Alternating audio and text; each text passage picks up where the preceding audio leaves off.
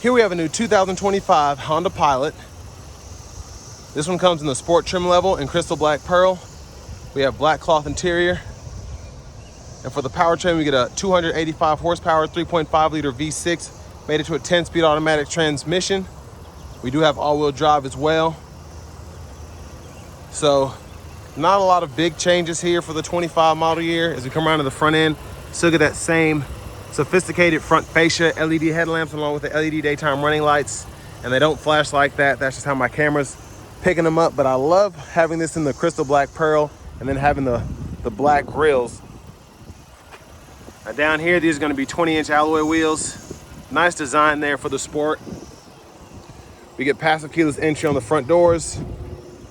And then over here, we have one-touch automatic up and down windows on all 4 doors, rear window lock, power door lock controls, power mirror controls, and we do have blind spot monitors in those side mirrors. Traction control toggle. And then for the hood release,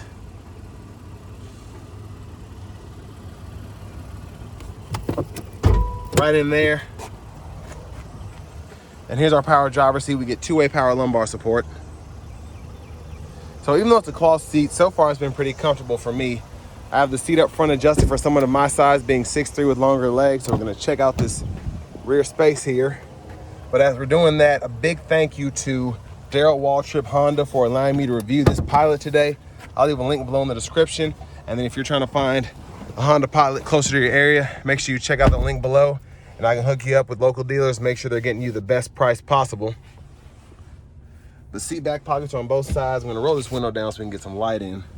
We get 2 USB-C charge ports, rear AC vents are there. There's a view of the front from back here. And there's a look at the third row. So we have seating configurations for up to 8 passengers if we so choose. And then we can also turn this into a center console if we want to. So I like that capability there. And then of course we have the option to take the seat out if we so choose.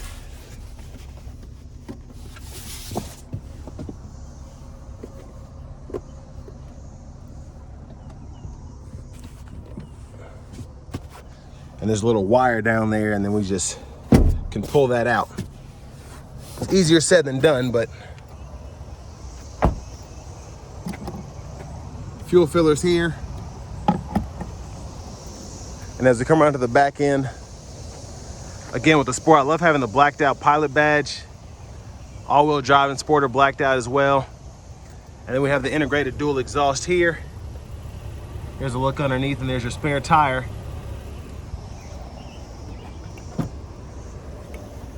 And a manual lift gate. Little storage underneath here. It's actually pretty good pocket size in my opinion. And then we have a side pocket here, smaller side pocket there. Top tethers for the car seats on the back of the seat. We can pull this here, fold it flat, and you can see the difference between the third row seat being reclined back as opposed to being folded down. And then of course we can kind of adjust it a little bit too. So I can have it right there instead of all the way back. So plenty of ways to configure it. And then we have the bottle holders in the third row as well. But if you want to maximize space to the fullest, you can also fold down the second row here and it'll fold flat when the seats up front are up far enough. And you can have all of that additional space. And if you're in the third row and you want to just get back there easily, hit that button from the back or the front and it'll push that seat up so you can get out with less trouble. Now to the front passenger seat. We do get power here, no lumbar support, but very impressed we get a power seat here.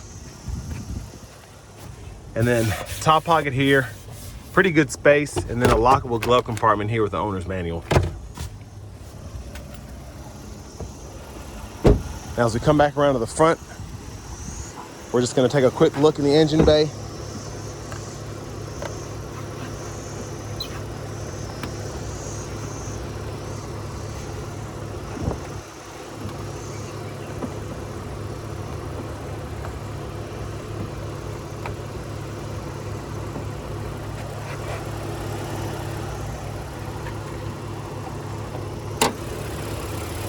And there's that 3.5 liter V6.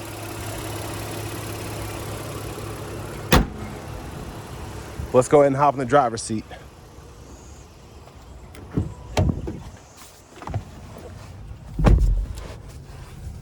So a nice leather wrap steering wheel here.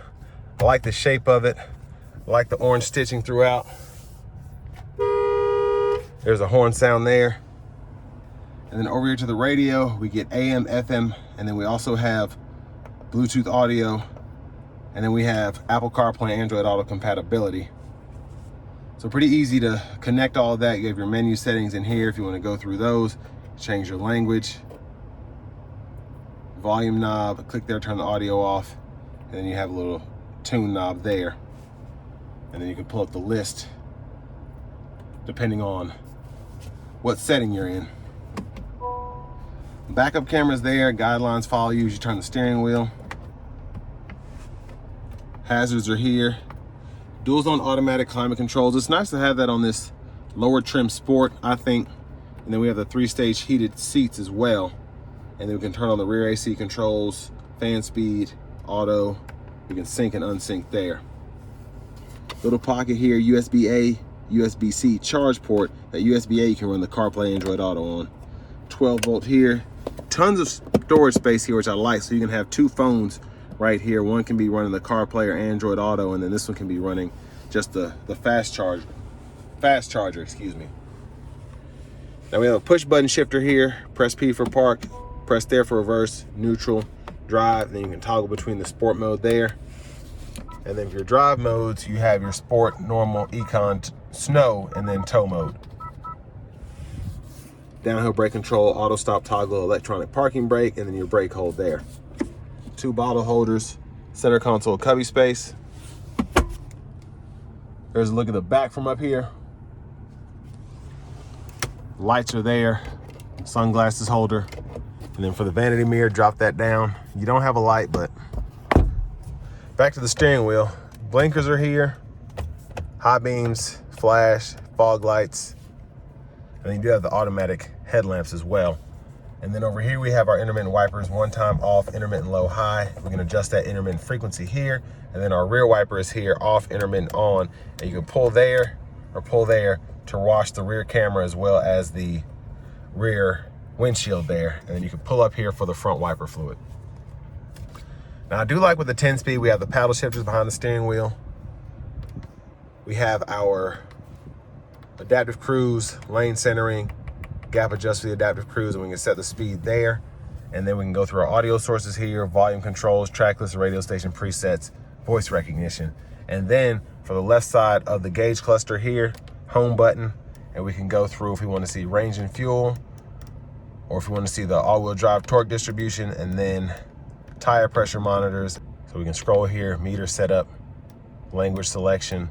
We can change that from the gauge cluster as well as the screen, and then we can go to our rear seat reminder as well as our speed units, and we can adjust those there if you want to go US to metric.